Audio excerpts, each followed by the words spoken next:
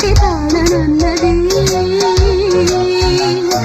మనుషులెరుగలేరు మామూలు ప్రేమ కాదు, అగ్ని కంటే స్వచ్ఛమైనది.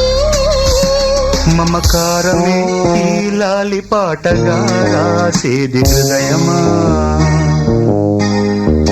ఉమాదేవిగా శివుని అర్ధభాగమైనాలోన నిలువుమా.